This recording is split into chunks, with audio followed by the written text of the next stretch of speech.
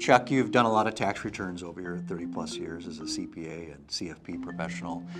And you've also seen the tax code change a lot with the ebb and flow of political trends. Tax shelters have come and gone, rates have shifted and changed. And with all that change and where we're at today, where are the best opportunities for people? Well, really, in the good old days, there were many, many small tax brackets, and it was always best, almost always best, to delay income. If you can pay taxes on it tomorrow versus today, it was almost always better.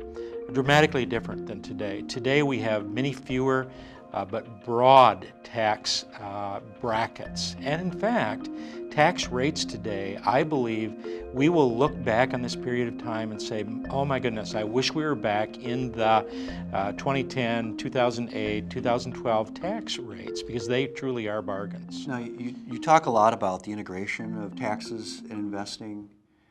Maybe you can give an example of how that works. What's that about? Well, one of the things we've been doing a lot of in the $1 million range, $3-4 million a year, where we're picking up clients' money, moving it out of their IRA and moving it into a Roth environment. And it's a more complicated story that we really need to draw a picture of. But in very basic form, we're choosing to pay taxes today rather than tomorrow. And again, it all has to do with bargain shopping. We're looking for a bargain within the tax code from that standpoint. I remember a particular client, a wealthier client, nice income every year, about $500,000. And we did, this happened to be a lady, we did about a $500,000 IRA to Roth conversion for them. And again, looking for a bargain. And we determined that they were actually in a 28% tax bracket. The only way we could actually know that for sure, because the tax tables lie to us quite often. We did the tax return with and without the $500,000 conversion to discover the tax bracket. Put the money, made the investments in the Roth, and let time pass. We can actually if we do it at the most optimum time, we can actually let the market run for 18 months before we need to keep the Roth conversion. Anyway, it happened to be a good time in the market. The portfolio increased. The client kept all $500,000 in the Roth. And it was determined that because of the growth in the market that they'd experienced over that 18-month period of time, the actual tax now dropped from 28 down to about 22.5%. This individual plans to work until they're 80. They looked at it and said, you know what, I don't expect ever to be in a 22% tax bracket. This truly is a bargain for me. I'm going to keep all $500,000 Roth conversion. So the Roth conversion is an interesting idea, very exciting for certain people.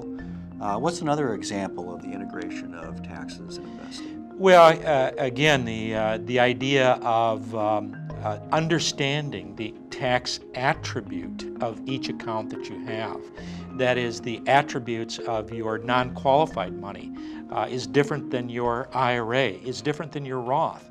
And understanding that and understanding the benefits in each of those allows us to take our clients' money and put it into each account based on the tax attribute of that account. That is non-qualified versus IRA versus Roth.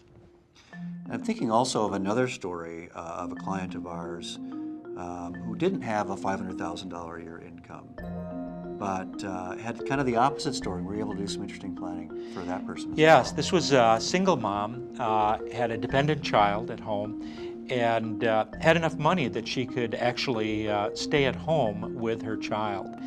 Did have some IRA money, but in effect, paying no tax.